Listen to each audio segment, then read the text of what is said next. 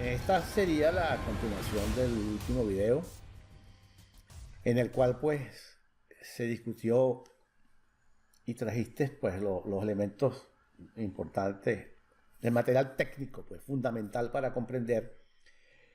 Yo no sé si podemos decir las lesiones que se causaron en la industria petrolera nacional, incluyendo desde abajo del pozo hasta arriba, durante todos estos años en la cual la industria pues dejó de invertir y que afectó lo que estamos viendo, que es la caída de la producción. Y los explicaste estuvo bastante bien en el primer video. ¿Cuáles eran las razones de este proceso de caída de la producción? Yo soy llamado descapitalización, pero la literatura lo llama desinversión, como algo como más cómodo para la gente. Entonces, bueno, este segundo video ya puedes, Nelson, comenzar. Bueno, nuevamente aquí nuestros seguidores explicando un poco más sobre lo que es el vínculo de lo que es la industria petrolera. Por cierto, Nelson, rapidito, en 30 segundos, ese último video, que yo sepa, Nelson, no sé tú, nunca ha ido a la opinión pública este tipo de material técnico que pues, si pudiese transmitir al país para que el país comprenda sectores que pueden entenderlo, pero probablemente todo el país que pueda, que hay un serio problema en la industria petrolera nacional. Es Hasta correcto, es ahora, correcto. tú ves los dos sectores políticos del país, el gobierno y la oposición, operan como que sí, no está pasando nada en el petróleo. Es correcto, Sí. es correcto. No te interrumpo en eso. Bueno, recordemos que en el video anterior hablábamos de una característica intrínseca de los yacimientos venezolanos y era que la producción por pozo de Venezuela es de 181 barriles diarios por pozo, mientras que en otros países europeos tienen producciones o productividad por pozo mucho más grande. Por ejemplo, Arabia Saudita tiene alrededor de casi 2.900 barriles por pozo. Y el promedio de OPE es 700 barriles por pozo. Entonces vemos que Venezuela pues tiene una característica intrínseca que no es modificable porque es algo físico de los yacimientos. Esa característica tiene mucho que ver con las oportunidades de generación de potencial de producción de petróleo. Ahí vemos en la gráfica que hay muchas formas de generar potencial. Sin embargo, en este momento nos vamos a referir a lo que se llama recompletación, reparación y reconocimiento de pozos, que es lo que se le da vida nuevamente al pozo una vez que la declinación de ese pozo se lleva a cabo. En Venezuela hay alrededor de 20.000 pozos cerrados capaces de producir. Y esto es lo que mucha gente habla sobre qué es eso, que allí se puede obtener potenciales de generación superiores a los actuales. Es decir, es todo un mundo o toda una esperanza que existe en lo que se llama la recuperación de los pozos cerrados de producción de petróleo. Eso implica una característica muy especial, que eso requiere dinero y requiere tiempo. Y podemos decir que cada pozo es un paciente que hay que entender con características disímiles. Es decir, diríamos lo siguiente, para hacer un símil, todo el que va a una clínica no tiene los mismos síntomas. Aun cuando le duele la cabeza, los síntomas pueden ser diferentes y se tratan de una manera diferente. Bueno, La eso cabeza ocurre. le debe estar doliendo a Maduro, ¿verdad?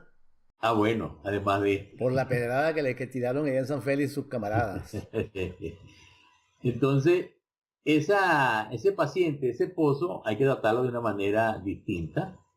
Y la recuperación de ese pozo necesita de inversiones y cuya sumatoria alcanza niveles significativos. Entonces, ahí necesitamos inversión y necesitamos tiempo.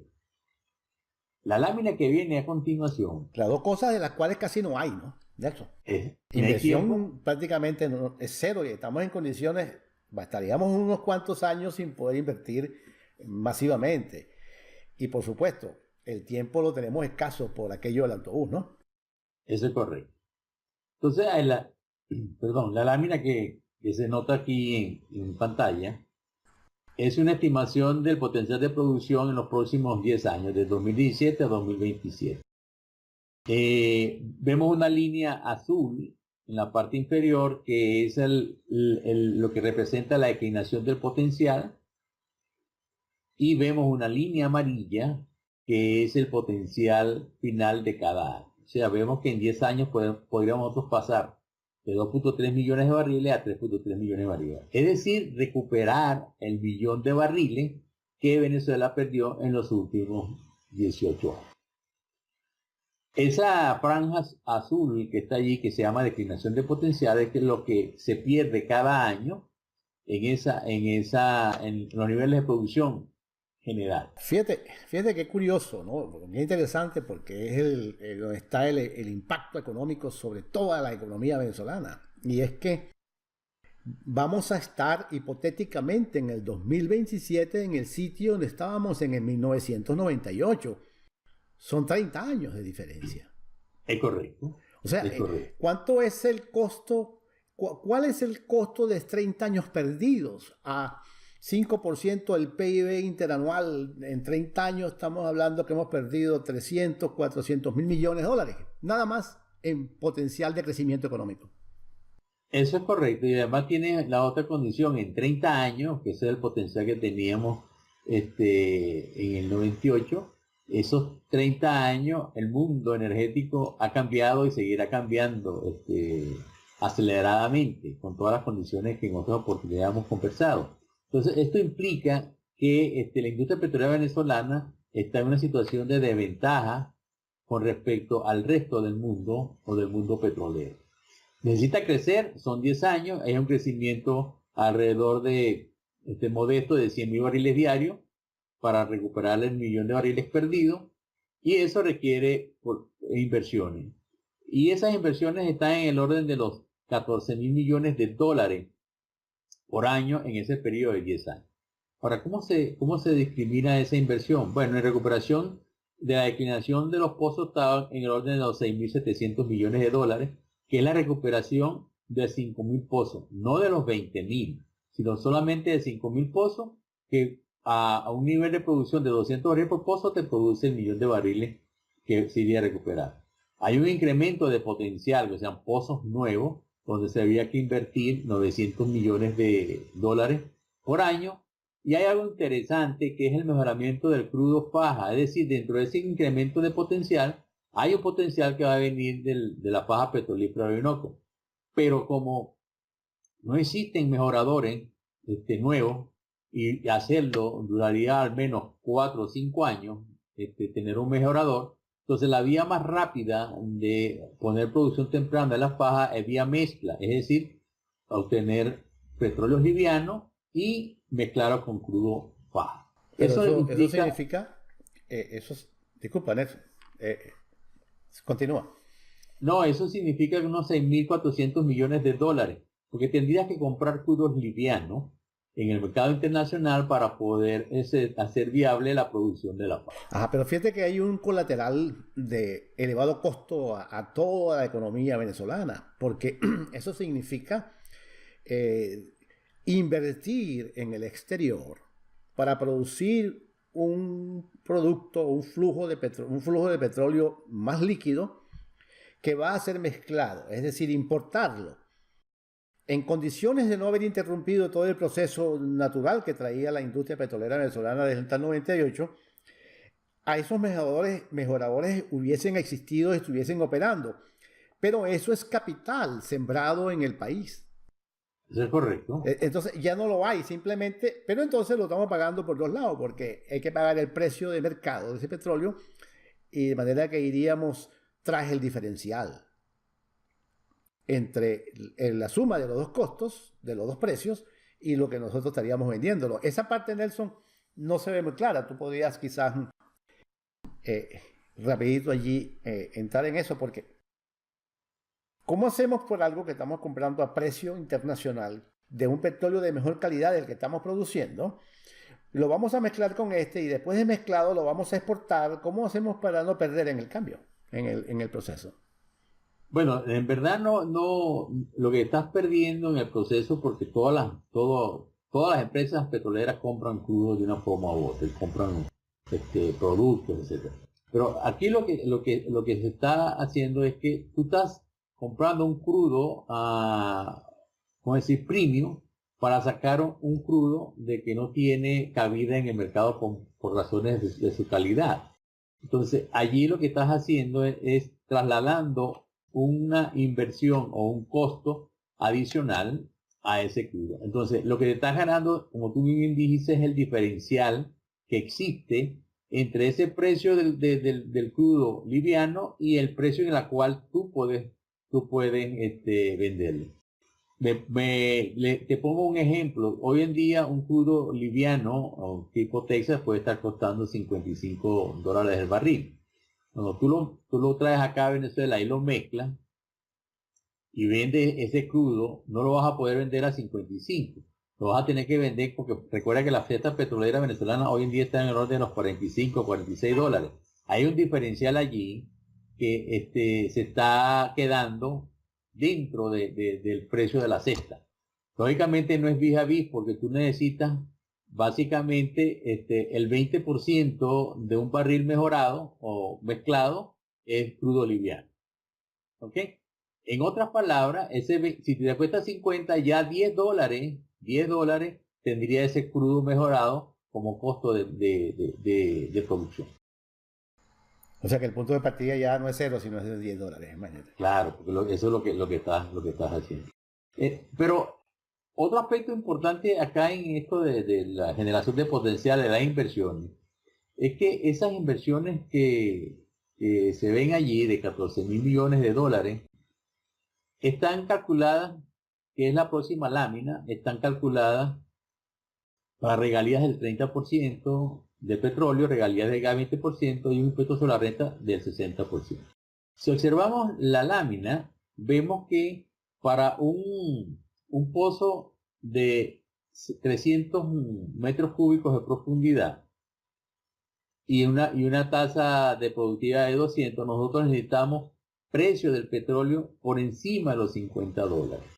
Precio que hoy está en ese orden de magnitud entre 50 y $52, pero la cesta venezolana no está a ese precio. La cesta venezolana siempre está por lo menos en $8 por debajo del precio del WTI. En otras palabras, para que eso sea rentable, para un tercero que requiera hacer las inversiones que ya mencionábamos antes y que obtenga un retorno del 15%, necesitaría rebajar la regalía, rebajar el impuesto sobre la renta y regalar regalía del gas y del petróleo. Desaparece la renta del petróleo. Exacto. Y ese Entonces, es un punto no en el hay... cual pues tú puedes ahondar un poco más de lo que implicaría esa rebaja de la regalía o los costos fiscales que tendría el barril de petróleo una vez que pues para hacer rentable todo este negocio para un tercero.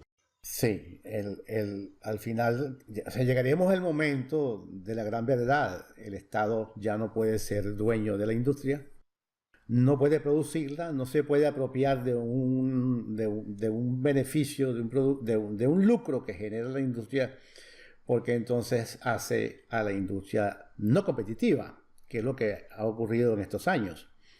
Y entonces, o el ingreso fiscal petrolero llega al fisco y se convierte en gasto público para cualquier necesidad que tenga el gasto público que recoja, entonces habrá menor producción y descapitalización y fuera quedaría ya la industria petrolera venezolana de lo que es el mercado de hoy petrolero muy competitivo, de precios alrededor de 50.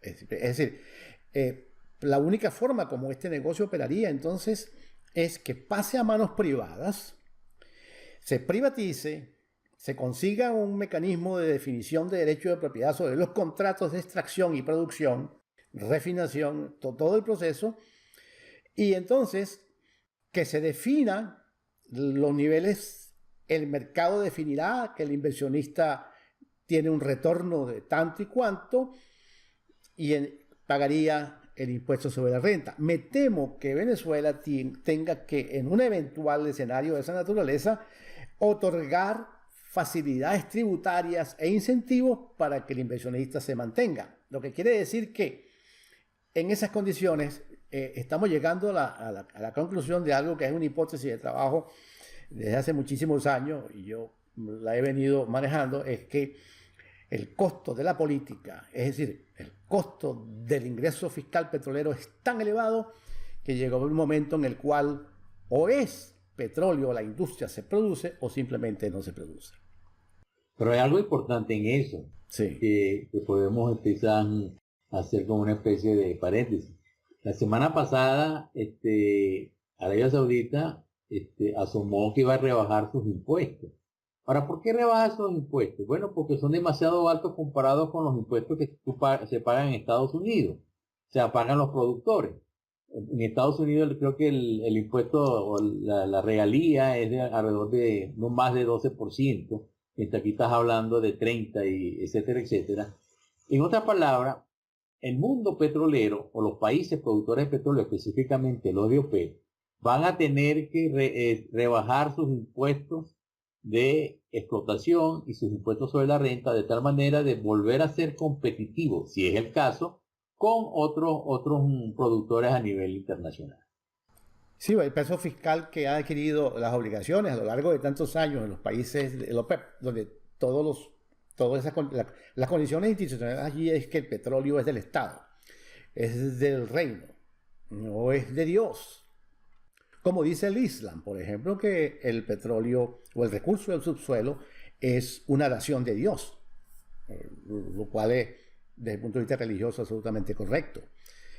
Pero entonces se presenta el problema ese que tú lo acabas de decir, bajar los impuestos, que es lo que promete Arabia Saudita para hacer viable su proceso de privatización, que es la empresa que se va al mercado, Aramco, ¿no?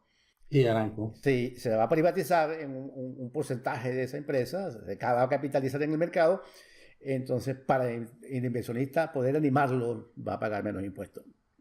Eso es menos ingreso fiscal para Arabia Saudita.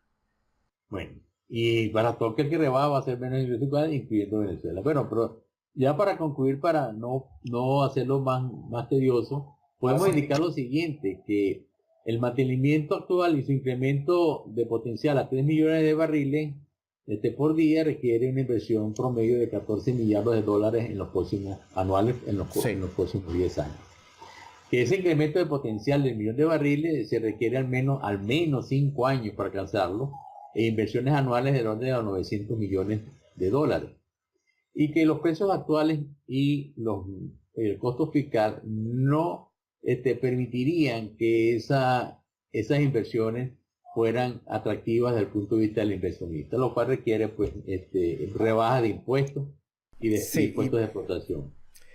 Y finalmente, para paliar todo ese escollo económico, es necesario pues privatizar el petróleo de Venezuela de tal manera de no continuar perdiendo potencial de producción de crudo. Debo señalar que en la medida que el crudo sigue cayendo, más difícil es recuperar ese nivel de producción. Sí, y es que se pierden dos cosas, se pierde la inversión no hecha y se pierde el tiempo. La recuperación de ambas cosas es lo que se hace financieramente prácticamente, yo diría, imposible para Venezuela en los próximos años.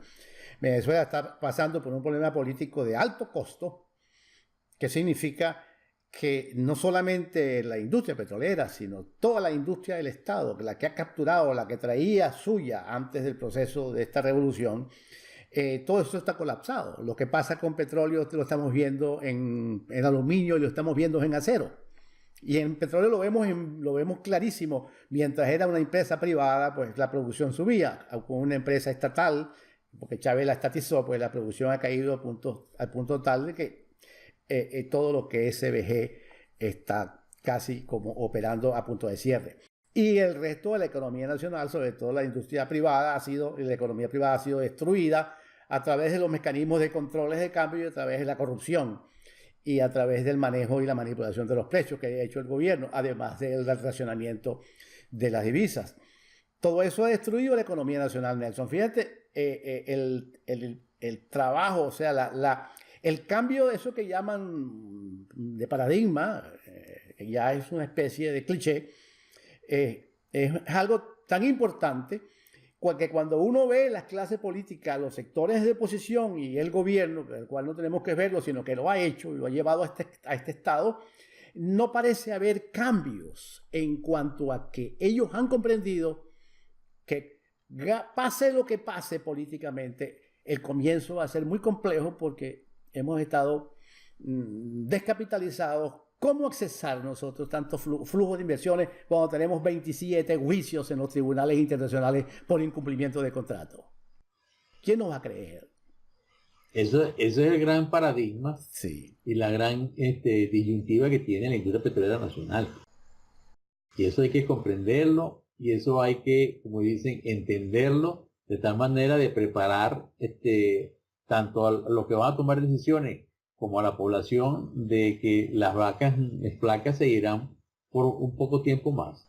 Sí, pero no se termina tú sabes, queda como una especie de frenesí en lo que la renta o el rentismo, en una historia que viene donde no va a haber. ¿Tú te imaginas las frustraciones de los electores cuando vayan a votar en las próximas elecciones y políticos le digan de ambos lados, de la oposición y del gobierno, que con el petróleo le vamos a pagar esto y le vamos a pagar ello, cuando eso no es verdad? Nada de eso va a poder ocurrir. De manera que todo el problema al final, Nelson, es político. Claro. Sí, eso es político, pero también es un problema de inteligencia nacional, de comprender y de planteárselo al país de manera honesta. Señores, el país, como lo dijo Winston Churchill, en el medio de una guerra que básicamente veía perdidas, sangre, sudor y lágrimas. Bueno, la cita es mucho más grande, pero esto es lo que ha circulado. Es decir, señores, vamos a ponernos a trabajar y vamos a ir a un proceso electoral, un proceso político de cambio, pero llevemos en cuenta que se acabó la repartidera, no hay clap, no hay nada de eso, lo que va a haber es muchísimo trabajo. Eso, lo que hizo Lee Kuan Yew en Singapur cuando tomó el poder, que tenía que poner a trabajar a chinos e hindúes, y hizo el gran milagro. Montó un régimen capitalista, lo montó de arriba hacia abajo, por cierto, ¿no? No como el capitalismo inglés y americano, que vienen desde abajo hacia arriba, sino que lo monta desde arriba hacia abajo, como se está montando el capitalismo en China. Es decir, que al final, pues, y con esto ya termino, Nelson, para que tú combines ya el audio, el video, es que lo que tenemos que ir en una sociedad de libre mercado, propiedad privada, respeto a la propiedad, que el venezolano pueda emprender y manejar sus incentivos de emprendimiento como él quiera y que tenga plenas libertades. Eso significa, Nelson, cambios en constitución, eliminación de muchas reglas y muchas leyes, cambio de cultura, y ese es el costo a pagar para que este país salga de esta ruina de la cual ha caído a través de la implementación de un régimen comunista, socialista, como lo llamemos. Bueno, eso es el gran paradigma o el nuevo paradigma que tenemos los venezolanos.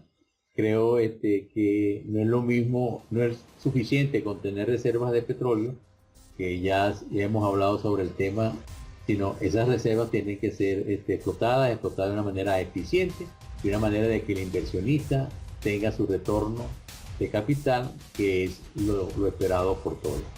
Y ahora, pues, hasta una nueva oportunidad, Alexander. Bueno, sí, nos vemos en el próximo video. Saludos, pues.